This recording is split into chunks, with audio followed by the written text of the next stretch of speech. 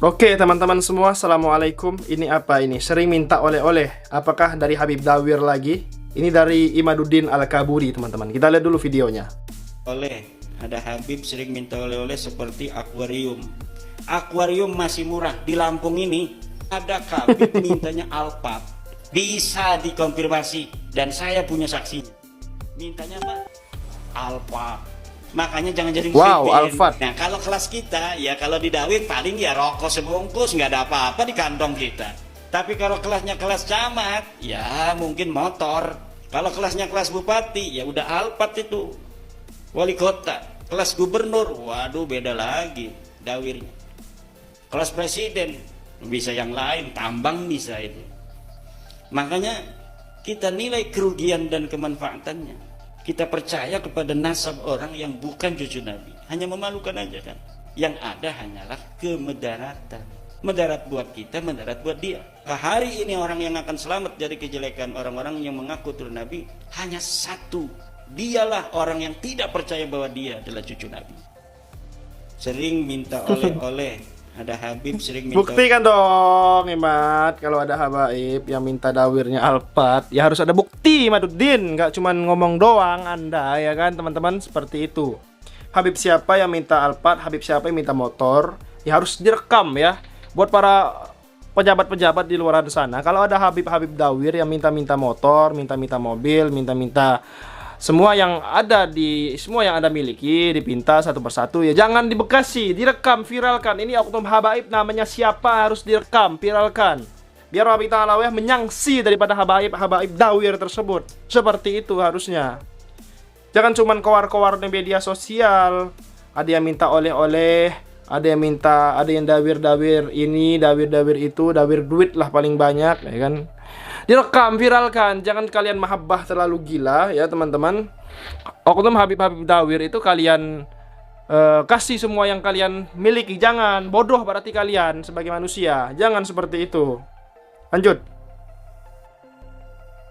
Aku tersesat dan tak tahu arah jalan pulang.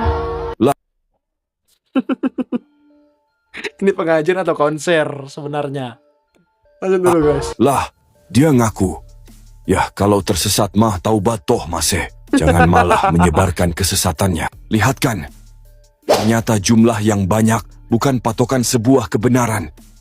Di antara prinsip jahiliyah, mereka percaya bahwa standar kebenaran adalah jika banyak yang menganutnya. Itulah yang jadi pembenaran ahlul bid'ah. Sedangkan mereka melihat kebatilan atau sesatnya sesuatu dilihat dari keterasingan dan pengikutnya yang sedikit. Padahal Allah Ta'ala menegaskan bahwa yang sesat justru yang banyak. Allah Ta'ala berfirman, dan jika kamu menuruti kebanyakan orang-orang yang di muka bumi ini, niscaya mereka akan menyesatkanmu dari jalan Allah. Mereka tidak lain hanyalah mengikuti persangkaan belaka, dan mereka tidak lain hanyalah berdusta terhadap Allah. Surat Al-An'am ayat 116.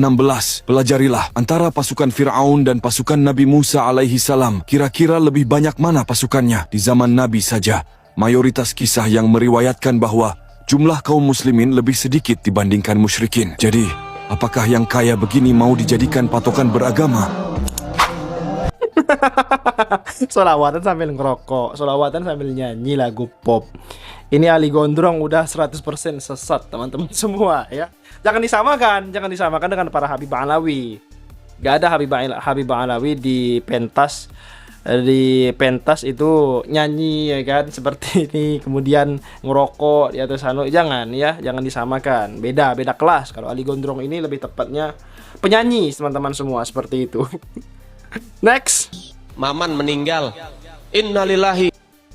Kita lihat cerita khurafat dari Habib Yaman si Ali Jindan. Surat dari Habib bisa masuk surga tanpa hisab. Innalillahi. Sianto orang baik, kata Habib Salim. Sekarang lagi diapain jenazahnya? Lagi pengen dibungkus, Beb. Ya udah, nanti kalau pengen dibungkus mukanya jangan ditutup dulu. Tungguin gue datang. Ini bahasa Betawi nih. Datang Habib Salim Jindan. Ngeliat jenazah tuh, pengen dibungkus, pengen ditutup kain kafannya. Beliau ambil kertas kecil, kertas kotak kecil, beliau tulis. Ada yang ditulis sama beliau, ditaruh di bawah kepalanya si jenazah. Deh, tutup. Sebelum ditutup, habis beliau tulis, ditaruh tuh kertas, beliau bilang, "Man, gue tahu lo ibadahnya berantakan. tapi lo cinta sama zuriat Nabi Muhammad, ikhlas dari dalam hati. Nanti kalau malaikat munkar nakir datang nanya pertanyaan kubur, jangan lo jawab, man. Lo kasih surat dari gue, lo masuk surga tanpa hisap. Maman meninggal. Wallahu a'lam bishawab, kawan-kawan semuanya ya. Ini cerita khurafat atau enggak teman-teman semua, yang jelas adalah oknum-oknum para habaib yang yang suka cerita-cerita itu ya dilebih-lebihkan ya teman-teman. Tapi kalau kun fayakun Allah sudah berkehendak, kita juga tidak tahu kawan-kawan semua seperti itu ya. Wallahu a'lam bishawab. Next. Yang kemarin itu seperti itu, sekarang muncul lagi seperti ini. Yang menjengkelkan tuh gini loh, kiai-kiai itu, kiai-kiai yang ngaku NO itu, kalau di depan masyarakat, di depan santri, mereka gagahnya kayak kerupuk baru saja digoreng gitu. Tapi ketemu Habib kayak kerupuk kecemplung peceren gitu. Ini besar-besar kan ya ini loh, nggak bisa melihat secara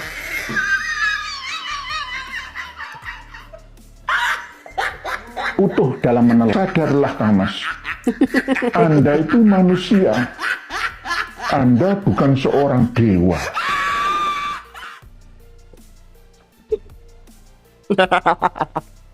buat pleret ya kawan-kawan. Mereka ingin memberhentikan para habib-habib dawir, tapi faktanya mereka sendiri yang rungkat kawan-kawan semua. Kita tidak bisa pungkiri bahwasanya dari kalangan para habaib Ba'alawi juga ada para habaib yang dawir yang suka minta-minta. Ada kawan-kawan semua. Tapi kalau mereka dawir, Anda itu harus cerdas jadi orang.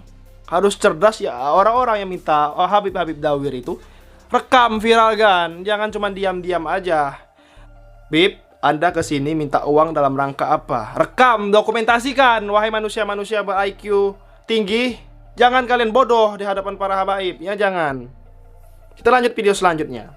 Belakangan ini, khususnya seminggu belakangan ini, saya mendapatkan banyak sekali pertanyaan, baik dari netizen atau dari orang-orang di sekeliling saya tentang sebuah film yang viral luar biasa, diproduksi di Malaysia, film Bid'ah di Malaysia, atau yang dikenal dengan Walid itu. Niat baik dari produser film ini harus dilengkapi dengan keterangan bagaimana sih tasawuf yang sebetulnya, bagaimana itu mursyid yang sebetulnya, karena mursyid itu betul-betul dibutuhkan. Jangan sampai setiap disebut mursyid yang ada di pikiran orang ya walid itu. Jangan sampai setiap melihat imamah, apalagi imamahnya identik dengan imamah madrasah tertentu yang dipakai oleh walid itu, orang akhirnya setiap melihat imamah seperti itu yang ada di pikirannya ya walid itu. Saran saya mungkin bisa ada press release resmi untuk meluruskan maksud daripada arah film ini agar tidak diselewengkan oleh orang-orang yang tidak bertanggung jawab. Betul banget. Menghantam tasawuf, menghantam mursyid, menghantam simbol-simbol keagamaan. Nah, jadi dihantam secara generalisir oleh orang-orang yang ngerti tasawuf gara-gara menyaksikan film ini. Pesan penting untuk para ulama agar lebih berhati-hati, antum gudwah, jangan sampai agama menjadi tercoreng gara-gara ulahnya orang-orang yang identik dengan agama. Ulama kah, ustadz kah, habib kah, gus kah, kiai kah, siapapun dia. Perbuatan kita yang buruk akan bisa mencoreng daripada wajah Islam, wajah tasawuf dan lain sebagainya. Maka jaga baik-baik. Benar banget kata Habib Hanif Al-Attas ya mengenai film Bid'ah ini. Ya memang film Bid'ah ini menyindir orang-orang yang gila terhadap wanita yang memakai simbol keagamaan, menggunakan teman-teman, sorban ya, pakai baju putih, pakai pakaian putih ya, seperti ulama, tapi faktanya mereka cinta terhadap selangkangan perempuan. Nauzubillah summa nauzubillah min zalik, dengan mengatasnamakan agama teman-teman semua. Jangan, bahaya teman-teman semua seperti itu ya, jangan. Intinya kita sebagai umat Islam, kita juga tidak boleh seperti itu teman-teman. Ada ya seperti itu teman-teman semua. Oke? Jangan kita menggeneralisir semua orang yang memakai pakaian ulama, memakai pakaian sorban itu jahat, apalagi sebagai pecinta wanita, pecinta dunia. Jangan, nggak semua orang orang-orang soleh itu seperti itu ya. Yang cinta terhadap wanita itu hanyalah ulama-ulama ulama-ulama munafik, ulama-ulama dunia seperti itu teman-teman. Contohnya siapa? Contohnya Ali Gondrong ya. Itu bukan habaib ya guys. Dia mengaku kiai dan juga gus-gusan teman-teman semua seperti itu. Sekian video kali ini. Terima kasih. Assalamualaikum.